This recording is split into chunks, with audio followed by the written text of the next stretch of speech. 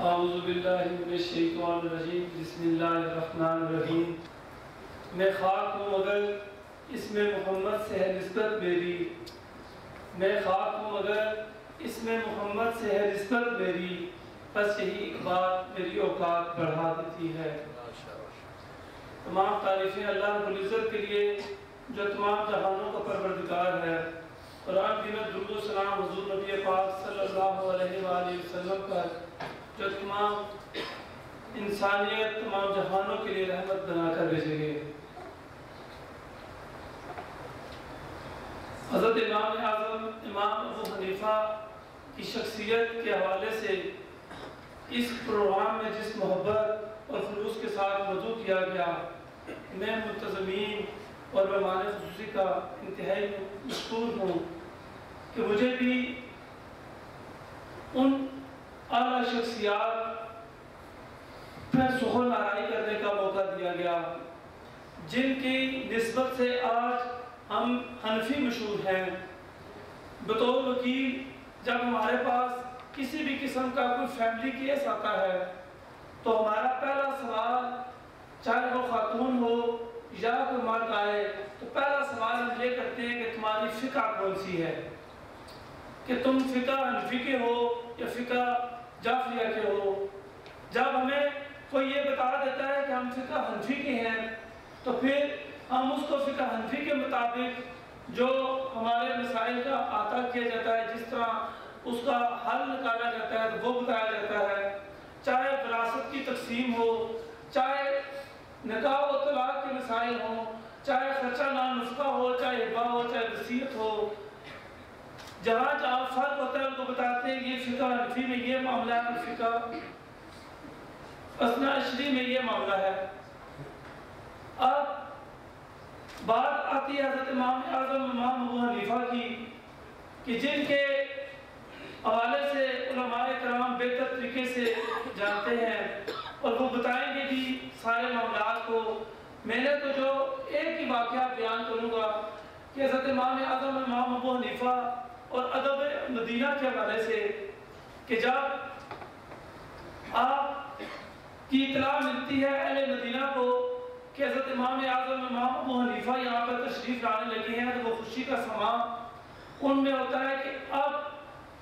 حضرت امام اعظم امام ابو حنیفہ تشریف لائیں گے تو ہم ان سے احادیث کا بھی علم سیکھیں گے، فقہ کا بھی علم سیکھیں گے۔ آتے ہیں سارے اکٹھے ہو کے ان سے مسائل کا اپنے اپنے مسائل بتاتے ہیں اور پھر حل پوچھتے ہیں۔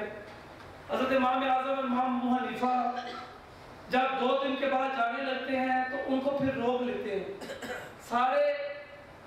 وہاں کے رہنے والے اور جو علماء کرام وہاں کے جو بھی احادیث کا علم زیادہ سے زیادہ حاصل کرنے کے لیے ان کو روک لیتے ہیں۔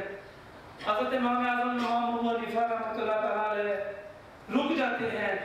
پھر چند دن کے بعد جانے کی کوشش کرتے ہیں، پھر روک لیتے ہیں، پھر جب رک جاتے ہیں پھر چند دنوں کے بعد دوبارہ کرتے کرتے 11 دن ہو جاتے ہیں، تو پھر جب ان کو روکنے کی سعی کی جاتی ہے ان کی طرف سے تو وہ فرماتے ہیں کہ اب میری کچھ فطری ضروریات ہیں، مجھے اب جانے دیا جائے۔ تو لوگ حیران اور پشیمان ہو جاتے ہیں کہ ان کی کیا ایسی فطری ضروریات ہیں کہ ہم ان کو روکنا چاہتے ہیں۔ وہ کہتے ہیں کہ دربار رسالت مآب صلی اللہ علیہ وسلم کو چھوڑ کر، مسجد نبوی کو چھوڑ کر کس کو جانے کا دل کرتا ہے، لیکن مجھے جانے دیا جائے۔ جب ان سے فطری مشکلات کا پوچھا جاتا ہے کہ آپ کے کیا مسائل ہیں کہ جو آپ چھوڑ کر جانا چاہ رہے ہیں،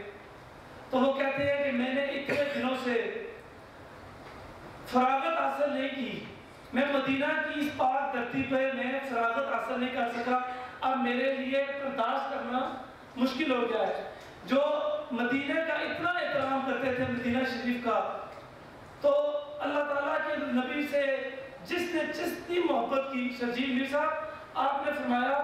اس چیز پر تو ہمارے مسلک ہر مسلک کا شخص نبی پاک صلی اللہ علیہ وسلم سے محبت پہ کٹ مرنا ہی ہمارا دین اور ایمان ہے، جو ہو نہ عشق مصطفیٰ تو زندگی فضول ہے۔ اور جس نے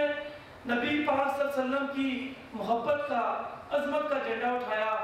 اللہ تعالیٰ اس کو بھی خوبی عطا فرماتا ہے۔ اللہ تعالیٰ آپ کو اور ہم سب کو